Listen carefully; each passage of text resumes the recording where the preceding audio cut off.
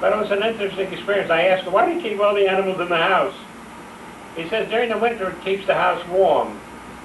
And they were kept at a separate part of the house so it would keep it warm. Of course, the animals had bodily functions and it didn't smell too good. And they would use that every spring to put out on their farm plots to grow vegetables and so forth. So they were a very economical group. I enjoyed that. That St. Nicholas town was a very interesting town. It was a tiny town.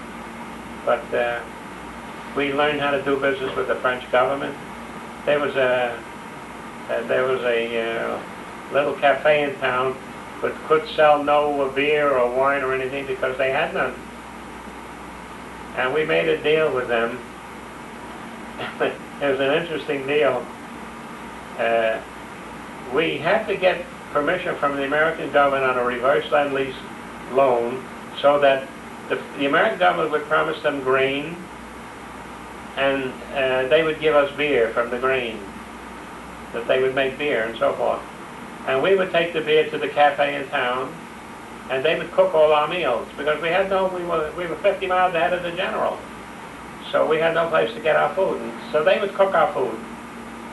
And they were wonderful cooks and they were wonderful.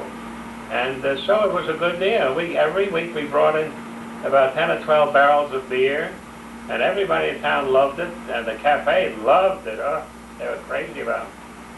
Now you might say, how did we arrange the deal? How did we arrange the deal with the American government? I got the contract from the brewery, and we had to get my lieutenant to sign the contract. But my lieutenant was a very, very timid man, and he wouldn't take it. He wouldn't sign anything. The only thing he ever signed was a paycheck. He was afraid to sign papers. He would always turn them over to me or to Madonic or somebody else, but he wouldn't sign anything that looked like an official document. I used to do a lot of corresponding. But anyhow, I saw an opportunity to get beer and to get all our food. So I took the contract, I walked around the corner, and I signed the lieutenant's name, and I brought it back. And it worked out very well. Subsequently, we found out we could get wood the same way. So we made a deal in Nancy, France, for the Ministry of Forests. They would supply wood for us, cords of wood, and we would reverse lend-lease with something else. But we had to get the lieutenant's name on a contract. So I signed his name. Nobody ever found out. The lieutenant probably would be turning in his grave if he ever knew that. But it was a very interesting experience. We lived very comfortably in France. Tell about the when you applied for the medals. Oh, you know, there came a time when soldiers would be permitted to go home if they had enough battle stars, combat medals, battle stars, and things like that. Well, we were in 3 major battles. You're in a major battle if your unit is in the battle. You might not be in the front line, but if your unit was in a battle, you were in a major battle, and you would get a battle star. I think I have some salted away in the house someplace. So anyhow, we applied for battle stars, and I remember they sent the captain from headquarters. They sent the captain to us, Captain, I think his name, Captain Rudek. He came into St. Nicholas to see us, and we took him down to the cafe and prepared a meal for him, for the captain. Well, when he saw the way we were living and eating, he said, you got a hell of a lot of nerve applying for battle stars. You're living better than the general. And in a way, I guess we were eating better than the general.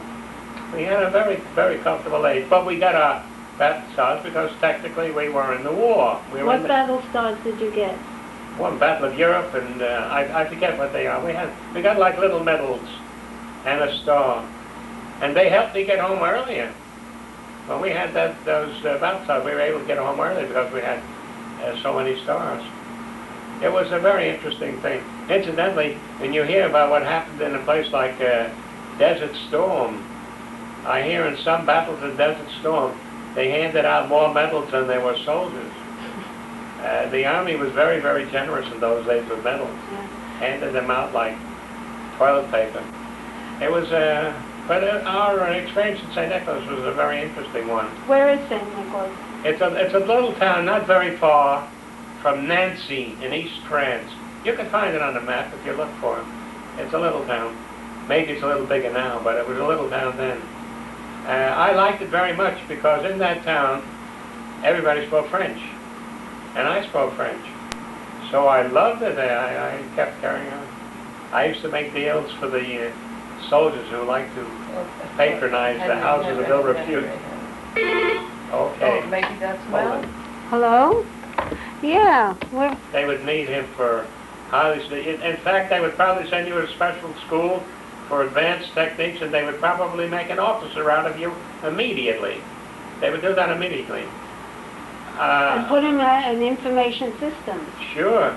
We had a French guy, I forget his, we had You're not recording now, are you? Yeah. Yes, we had somebody in the Grand Central Post Office, I forget his name. He was a Jewish boy, nice fellow. Was it Maxie? Something around. Anyhow, he was familiar with dialects of India. And one day he disappeared from the post office. Suddenly vanished. We didn't know what happened to him.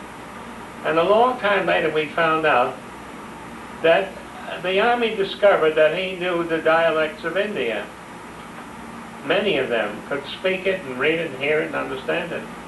And so they immediately made him a captain and shipped him out into the Army as an Army officer to act as, you know, an interpreter or a commander or something like that. And he lived a very comfortable In life. Asia. They What was said it's that? in Asia.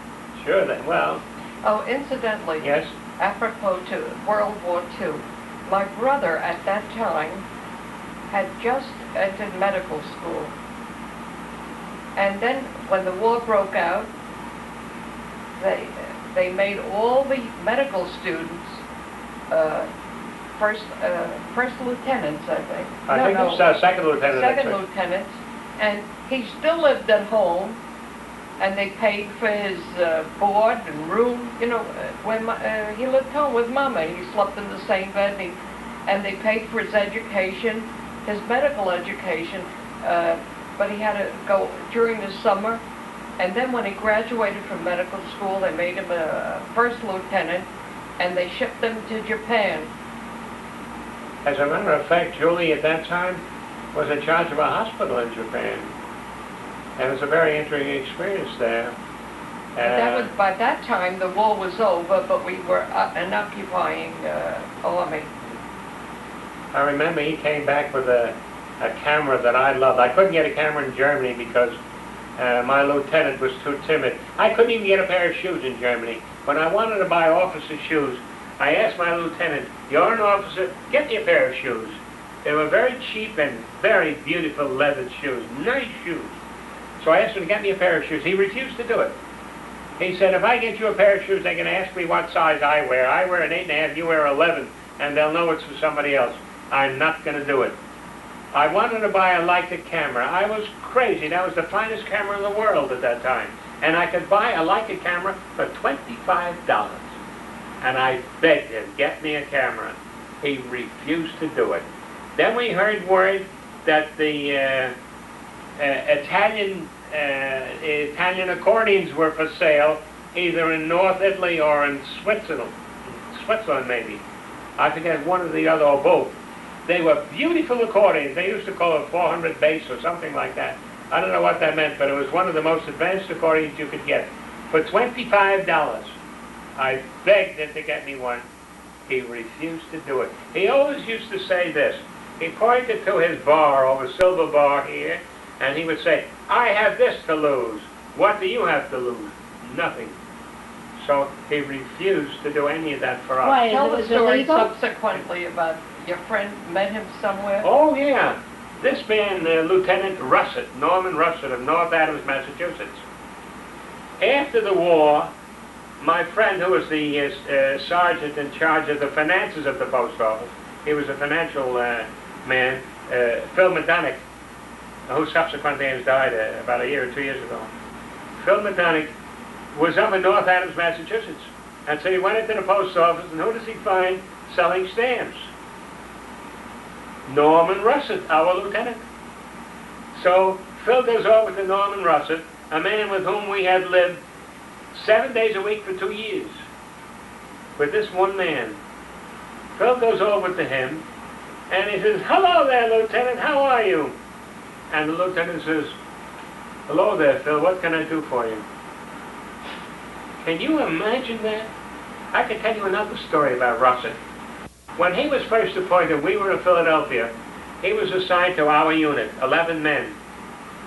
And so, we were the 62nd APU, Army Postal Unit, and there was another one, the 63rd Army Postal Unit. Lieutenant Yancey from California was the 63rd, Russett was the 62nd. So Russett examines the roster, and he finds out that he has 5 Jewish boys from New York City in his unit. There were only 11 men in the unit, and 5 of them were Jews. So he goes over to Yancey, Lieutenant Yancey, and he says to him, "I got 5 Jews in my outfit." He says, "How do you treat Jewish people? What kind of people? How do you deal with Jewish people?" So Yancey said, "If you look very carefully, they don't have horns, and they don't have tails." He says, "You'd be surprised." He said, "They're like other people." And how did I find out? Yancey told me. He said, "You got some screwball for a lieutenant. He didn't even know what Jewish people were." And Russett never changed. He used to do other things which were not nice for a lieutenant officer of the post. He used to cut out plate blocks from post. In other words, when we buy stamps from the post office, they come in sheets of 100 stamps. And then in the corner of the stamps, there's a plate block identifying the printing block which printed those stamps. Now, the plate block always commanded a premium for people who collected stamps. So Lieutenant Russett used to sit up nights cutting out all the plate blocks, which he subsequently sold in Switzerland. And you might think about it, that was not a legal thing to do, because anybody who worked in the post office knew you don't cut off plate blocks, you sell the stamps as they come. But Russett did that. He was really not a nice guy. I remember I told you about the Corporal Yellen. I mentioned to the kids before. Corporal Yellen once was trying to get the lieutenant to sign his name to something or other that would help us. And lieutenant refused. And Yellen began poking his finger. Corporal was poking his finger at the lieutenant, telling him, "What's the matter? Why did you do it? Why didn't you help him?" And as he pokes his finger at the lieutenant backs up, backs into a stove and burns his pants. Oh, did we get a chuckle out of that? The lieutenant was furious. He used to tell us how lucky we are. We were getting free meals. He had to pay 25 cents a meal. Can you imagine that? He was complaining that he had to pay 25 cents. He would eat steak and we would eat hamburgers. But he was complaining that he had to pay 25 cents a meal. Not every officer was an angel.